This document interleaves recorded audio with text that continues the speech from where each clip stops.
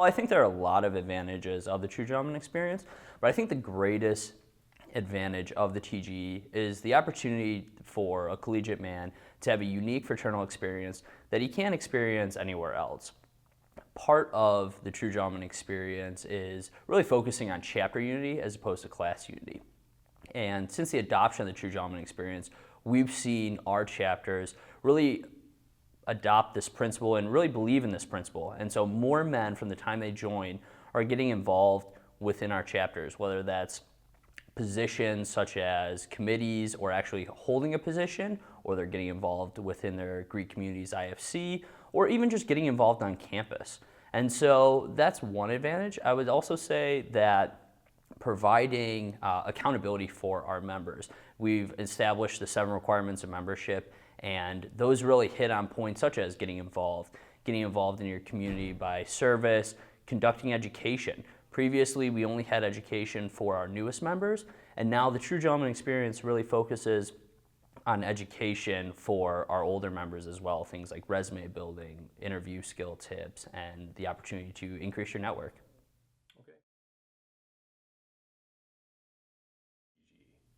One of the biggest issues, I think, is that we've had some mixed messages and people don't really know what the True Gentleman experience is.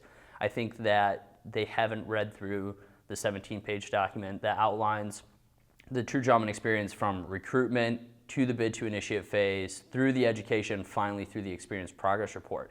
And so since they don't understand the program, they think that it limits our members. We've seen our numbers increase within chapters. Men are still able to recruit with this program. And we've seen a lot more involvement on campuses, and we've seen advantages that other organizations haven't been able to see because of the True Gentleman experience. Recruitment is one of my favorite topics with the True Gentleman experience. I've asked guys all across the country, from down in Florida all the way over to California, think about why they joined the fraternity. And 99.9% of the answers are because of the men who were in the chapter. They were inspired by what they saw in those men, and they wanted to be like those men. They saw them as potential friends that they could get to know and hang out with and eventually become brothers with. And nothing's changed. We as chapters really need to identify the values that we want other people on our campus to recognize us for. And by going out and showing off those values that we represent, we're going to attract men who have those values.